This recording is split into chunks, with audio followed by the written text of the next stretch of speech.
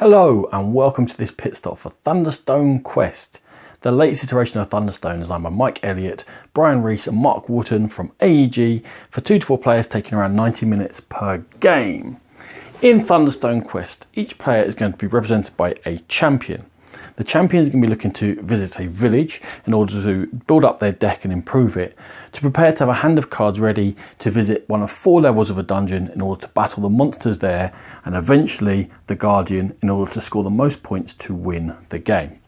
Beginning of a player's turn, they're going to reveal all of the cards in their hand, and then they're going to use their champion figure to show where they're going to go. Now, if they're in the dungeon, they may start from the room they're in and move around, or they can go and visit from the top of the wilderness, or they can come across to the village, and we'll start in the village. When you take a village turn, you get some basic actions you may do. Firstly, you may heal a wound. And when you take damage by fighting monsters, you take wounds. And wounds directly affect how many cards you draw at the beginning of a round. Now, usually you draw 6, but as you take more wounds, it may go down. The other thing you can do is use gold from cards in your hand, which are represented in the top right, and then buy 1 card from either the marketplace or the guild's quarter, being heroes are available to you, and there'll always be all 4 different classes represented in cleric, fighter, rogue and wizard, albeit sometimes in multi-class with 1 card being a couple of different ones. Or in the marketplace, there's always going to be a variety of weapons, spells or items available to you, and they'll go in your discard pile, and the next time your deck is empty you need to draw a card, you'll shuffle them all up, and in that way you're going to improve the deck you have to take on the game. The last thing you can always do when you go to the village is you can spend experience points to upgrade your heroes. Now, everyone starts with 6 level 0 adventurers. It's going to cost you 3 experience points you're going to gain from defeating monsters to upgrade one of those to any of these different adventurers available to you. However, once you have an adventurer of a certain type, in this case this Pylorian Wizard, this can only improve up to a level 2 Pylorian Wizard and then a level 3 Pylorian Wizard, which is the highest level they can be, costing more experience points each time. They're also available to be bought for a certain gold value, and the gold value goes up per level. However, experience points is the usual way you're going to get hold of them, and their statistics will go up as they go through the levels. Now, where you go in the village also dictates what other actions you can take when you go there. When you go to the bazaar, you can buy one of these 3 gear tokens. You can buy an iron ration. Now, you may choose to spend gear tokens whenever you want, and sometimes going through the dungeon dictates that you spend them. But an iron ration can be saved to be an extra gold when you go on a village turn, or it can be used to give your heroes extra skill, and skill is a new thing in the game. This basic adventurer has got a skill of 2, and that tells you how many weapons they can wield. The basic weapon you start with is a dagger, which has a skill cost of 2. So in this case, the attack of my adventurer is boosted from 1 with +1 by this dagger. If I were to spend that iron ration, or maybe a Thunderstone shard, which also starts in your deck, the skill of this adventurer now becomes 4, and they can wield a second dagger, allowing them to do 3 points of damage. And that's how the different heroes and the different weapons are going to work in the game, with the different heroes having different skill abilities. For example, the Stormhand has got a skill of 4, allowing them to wield lots of weapons, and it goes up to 5 when you get up to levels 2 and 3. And the different adventures also have different skills which will interact with the cards available in the marketplace in different ways. Again, if we come back to this Stormhand, they can wield edged weapons more effectively, and their skill of 4 actually allows them to wield 2 of those short swords up there, which usually require 6 from a character. And then that combines in again by having 2 in your hand, you dual wield, you can draw extra cards. And certainly in this basic setup, and what we're playing here is the setup for the first of the quests available in the quest book. There are several quests available. There's an absolute ton of different cards in the game. If I show you that, that's half of the cards which come in the base game. Lanterns. You can keep a lantern, and you choose to spend it when you visit the dungeon, and that's going to give you light. And unlike in previous games, you need light to move around through the dungeon, but it doesn't affect your attack value. You actually can't move into the deeper areas unless you have light. The potions are the most expensive. They cost 4. This is 3, this is 2. And with a potion, whenever you spend it, you can simply heal 1 of your wounds. If you come to the guild's quarter, you don't just get to level up once, you get to level up twice, but again, you're going to have to pay the experience value for that. When you come to the Shop of Arcane Wonders, if you have got 10 gold to spend, you can buy one of these treasures from the treasure decks. They're also available by defeating certain monsters and defeating certain monsters in certain areas, and we'll come to that when we visit the dungeon. And the last place is the temple. When you go to the temple, you actually can't level up any of your heroes, but you get to heal 2 wounds instead of the regular 1, which will help you again to draw more cards at the end of your turn. Now, you're going to be doing that throughout the game, especially when you have experience points to upgrade your heroes and improve your deck all the time. When you have more gold, you can buy more advanced cards from the marketplace. And again, they work as synergies. For example, well, we talked about drawing the weapons with the Storm Hand and dual wielding them. This Pylorian is more effective if you have a spell in your hand. Now, the Fireball just gives base damage and gives you light. However, the Magic Missile is more effective with the number of wizards you have in your hand. And at least in these early setups, there's a lot of synergies that it sets up for you, hoping for you to build your deck in a certain way. And there's more structure throughout this than earlier Thunderstone iterations, helped along by the fact there's now a guild sponsorship system.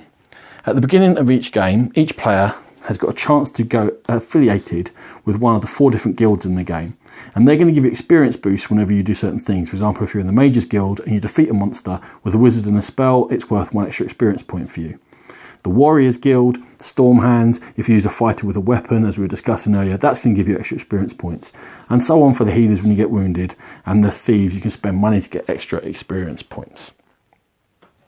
When you do actually decide to go to the dungeon, as I said, if you started in the dungeon, you can choose to stay where you are and fight whichever monsters become available there. Or you can go up to the wilderness and work your way down. There are always giant rats in all versions of the game at the moment, which are available to be fought. Now, they take 4 damage. If you hit them for 4 damage, you're not going to gain experience points, but they've got a spoils ability. And anywhere there's this spoils ability, it means when you defeat a monster. And these are going to let you to upgrade your level 0 adventurers to any other different type. And again, improving your deck as you go through the game. If you do choose to go into the dungeon, there's different things you need to consider. We've talked about light. There are light requirements, and you must spend the light in order to be able to enter this room. So if I wanted to get from the wilderness all the way down to the vault, I'd have to spend 1, 2, 3 light in order to get there.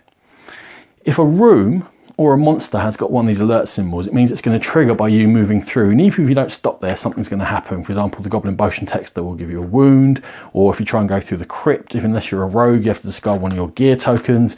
Down here, you're going to have to discard a random card if you're not a rogue moving through.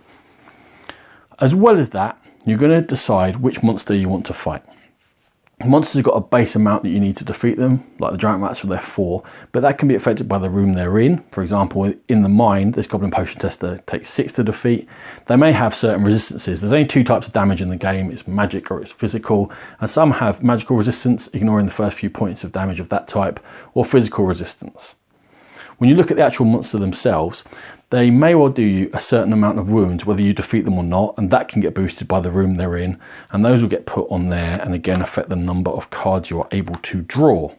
If you do defeat a monster, you're going to get various things.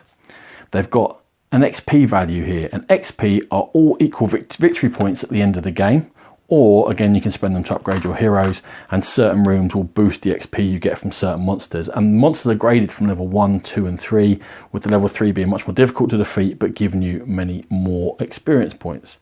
You might also get various things. For example, again, the Goblin Potion Tester, if you defeat him, you're going to get a potion. If you defeat him in the mine, you also get an iron rations. I don't know if that's an iron joke. We talked about treasure cards. Certain monsters will give you treasure, or defeating a monster in the vault will give you a treasure, and they come in various types, and again they're going to improve your deck. They might be things like a companion to join you, a different spell. Quite often they're chaos spells which have various effects affected by die rolls in the game, a weapon that will give you, in this case, extra attack as well as extra light, or quite often a treasure cache which will give you extra experience points or extra gear tokens or something along those lines.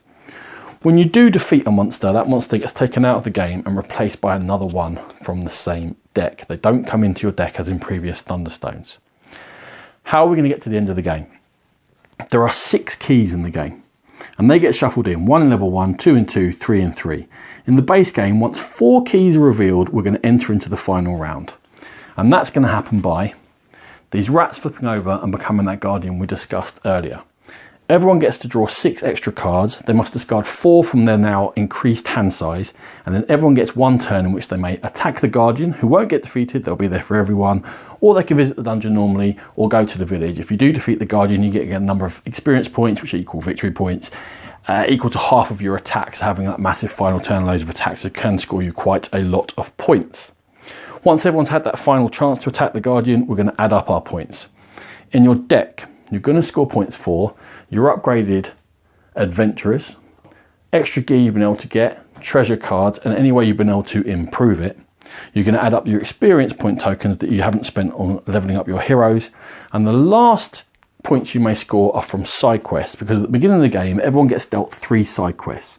And they're going to give you something that you have to achieve during the game, and they're either going to give you an in-game bonus, or it might be a situation you have to be in at the end of the game, and they'll give you an XP bonus. And again, they could improve your deck with stuff like weapons, or butterflies, or vampire acolytes, and various different things. Again, this is the setup for one of the quests in the game. The quests link into sets of 3 in which cards will reappear and get swapped around, and the level of the Guardian will increase, and there's whole new setups for different series of quests in the game of Thunderstone Quest. This has been a Game Pit stop. For more videos like this, check out the Game Pit channel on YouTube, and for more in-depth coverage of gaming, please find the Game Pit podcast. Thanks.